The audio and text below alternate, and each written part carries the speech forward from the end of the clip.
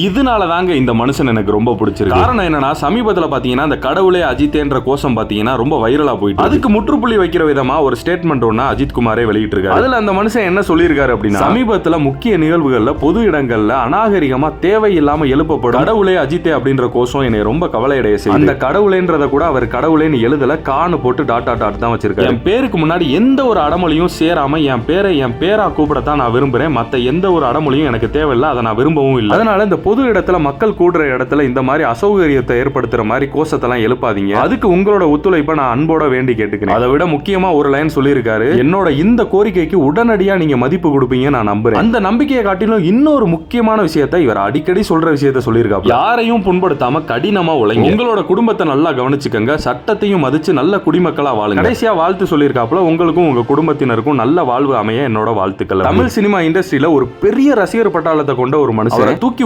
உச்சத்துல உட்கார வைக்க ரெடியா இருக்கிற ரசிகர்கள் இருந்தாலும் எதுவுமே எனக்கு வேணாம். என் வேலை நான் நடிக்கிறது, நான் நடிக்கிற வேலையை பார்க்குறேன், பிடிச்சா படத்தை வந்து பாருங்க, நீங்க உங்க குடும்பத்தை முதல்ல பாருங்க அப்படின்றத ஆரம்பத்துல இருந்து இப்போ வர சொல்லிட்டு இருக்காரு. அவரோட இந்த வார்த்தைகளுக்கு நீங்க மதிப்பு கொடுப்பீங்கன்னு நான் நம்புறேன். கண்டிப்பா அஜித் குமாரோட உண்மையான ரசிகர்கள் அதுக்கு மதிப்பு கொடுத்துருவாங்க. இந்த மாதிரி விஷயத்தெல்லாம் வச்சு குளிர்காயிற அற்ப புத்திக்காரன் இல்லடா நானு அப்படின்றத சொல்லாம சொல்லிட்டு போயிட்டாப்ல.